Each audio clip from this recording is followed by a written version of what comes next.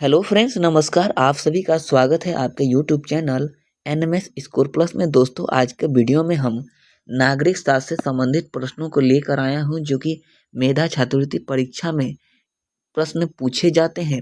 तो दोस्तों, वीडियो को अंत तक जरूर देखिएगा, वीडियो को लाइक कीजिएगा, शेयर कीजिएगा, और वीडियो पे पहली बार आए हो तो चैनल को सब्सक्राइब कर लीजिएगा, जिससे हमारा वीडियो आप तक पहुंचता रहे।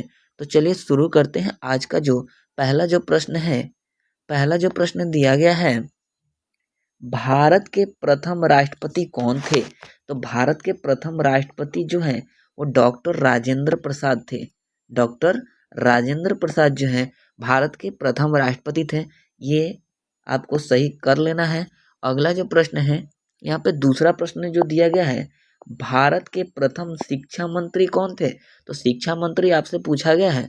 तो शिक्षा मंत्री जो है भारत के प्रथम मौलाना अबुल कलाम आज़ाद थे। मौलाना अबुल कलाम आज़ाद जो है भारत के प्रथम शिक्षा मंत्री नियुक्त किए गए थे। अगले प्रश्न की ओर चलते हैं।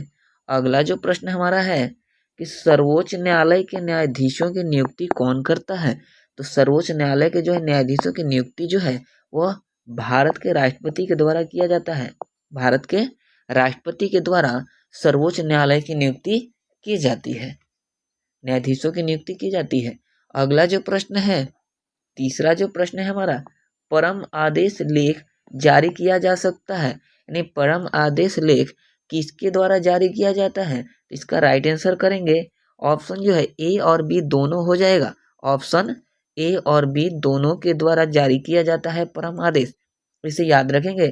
और कौन कौन करते हैं? तो सर्वोच्च न्यायालय और उच्चतम न्यायालय और उच्च न्यायालय दोनों करते हैं, याद रखेंगे। इसलिए हमारा राइट आंसर हो जाएगा ऑप्शन सी, ए और बी दोनों। अगला जो प्रश्न है, सर्वोच्च न्यायालय का न्यायाधीश किस उम्र में सेवानिवृत्त होता है? यानी सर्वोच्च न्यायालय का जो न्यायाधीश होता है किस उम्र के बाद अपने पद से हट जाता है? तो इसका राइट आंसर जो करेंगे वो हो जाएगा ऑप्शन जो है सी, 65 वर्ष की आयु तक वो अपने पद पर बना रह सकता है। अगला जो प्रश्न है, निम्नलिखित में से सरकार का कौन सा अंग भारतीय संविधान का संरक्षक है? तो भारतीय संविधान का संरक्षक कौन सा है, इसे बताना है। तो इसका राइट आंसर जो हो जाएगा ऑप्शन 6 का सी हो जाएगा, न्यायपालिका। ऑप्शन जो है सी, न्यायपालिका हो जाएगा प्रश्न 6 का। अगला जो प्रश्न है, भारतीय संविधान का संरक्षक कौन है? तो संविधान का संरक्षण जो होता है कौन होता है? तो हो जाएगा सर्वोच्च न्यायालय। ऑप्शन जो है 7 का ये हो जाएगा, सर्वोच्च न्यायालय जो है भारतीय संविधान का संरक्षक होता है। अगला जो प्रश्न है, 8वां, भारतीय संविधान के अंतर्गत पुनर्विलोकन शक्ति किसको प्राप्त है? तो पुनर्विलोकन शक्ति जो है किसको प्राप्त है? तो इसका राइट आंसर जो कर लेंगे ऑप्शन जो है डी कर लेंगे, उच्च न्यायालय और उच्चतम न्यायालय दोनों के पास होता है पुनर्विलोकन शक्ति।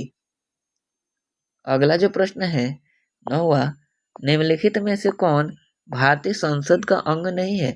तो भारतीय संसद का अंग कौन सा नहीं है ये बताना है। तो इसका राइट आंसर कर लेंगे, वो न्यायपालिका जो होता है वो भारतीय संसद का अंग नहीं होता है।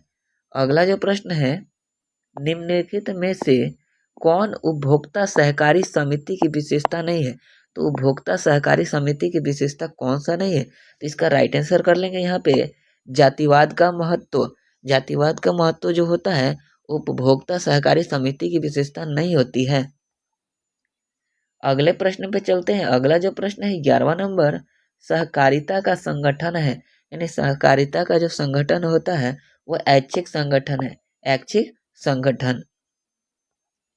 अगला जो प्रश्न है 12 नंबर, कुपोषण रोकने के लिए काम कर रहे अंतर्राष्ट्रीय संस्थाएं निम्नलिखित में से कौन सी है?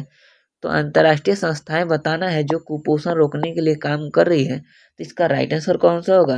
WHO, FAO और यूनिसेफ। तो दोस्तों, ये तीनों जो है कुपोषण रोकने के लिए काम कर रही है, सभी अंतर्राष्ट्रीय संस्थाएं हैं। तो इसका राइट आंसर हम कर लेंगे ऑप्शन जो है डी, राइट आंसर कर लेंगे ऑप्शन डी। ये सभी जो है कुपोषण रोकने के लिए काम कर रहे हैं।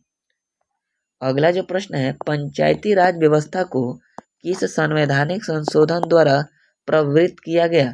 तो इसका राइट आंसर जो हो जाएगा 73वां संविधान संशोधन के द्वारा पंचायती राज व्यवस्था को संवरित किया गया था। 73वां संविधान संशोधन याद रखेंगे 73वां। अगला जो प्रश्न है, राज्य की कार्यपालिका का संवैधानिक प्रधान कौन होता है? तो राज्य की कार्यपालिका का जो संवैधानिक प्रधान होता है वो राज्यपाल होता है। ऑप्शन ए राइट आंसर कर लेंगे, राज्यपाल। 15 नंबर, भारतीय संविधान में नागरिकों के मौलिक कर्तव्य निहित है। तो भारतीय संविधान में जो है नागरिकों के मौलिक कर्तव्य जो है वो संविधान के भाग 4 के ए में स्थित है। 4 के ए में, याद रखेंगे 4 ए में। अगला जो प्रश्न है 16 नंबर, भारत में प्रजातंत्र की सफलता के लिए आवश्यक कारक है। तो भारत में जो प्रजातंत्र की जो सफलता का जो कारक होता है वो हो जाएगा यहाँ पे उपयुक्त सभी, क्योंकि शिक्षा का प्रसार, सामाजिक न्याय और राजनीतिक चेतना ये सभी होने की आवश्यकता है। 17 नंबर जो प्रश्न है, राज्य सरकार का संवैधानिक प्रमुख कौन होता है? तो राज्य सरकार का जो संवैधानिक प्रमुख होता है वो राज्यपाल होता है। 18 नंबर, एकात्मक शासन व्यवस्था में होती है। तो एकात्मक शासन व्यवस्था में होती है एकल नागरिकता। एकल नागरिकता जो है एकात्मक शासन व्यवस्था में होती है। अगला जो प्रश्न है, निम्नलिखित में से किस शब्द से लोकतंत्र की उत्पत्ति हुई है, यानी उत्पन्न हुआ है? तो लोकतंत्र की जो उत्पत्ति या उत्पन्न हुआ है वो डेमोस और क्रेटिया शब्द से हुआ है। डेमोस और क्रेटिया शब्द से उत्पन्न हुआ है लोकतंत्र। अगला जो प्रश्न है, निम्नलिखित में से कौन प्रत्यक्ष लोकतंत्र उपकरण नहीं है? तो प्रत्यक्ष लोकतंत्र उपकरण जो है वो महाभियोग जो है प्रत्यक्ष लोकतंत्र उपकरण नहीं है, महाभियोग। तो दोस्तों ये आज के टॉप 20 प्रश्न थे जो आपके एग्जाम में आने की संभावना है। तो दोस्तों वीडियो को लाइक कीजिएगा, वीडियो को शेयर कीजिएगा और चैनल पे पहली बार हो तो चैनल को सब्सक्राइब कर लीजिएगा। तब तक के लिए जय हिंद, जय भारत।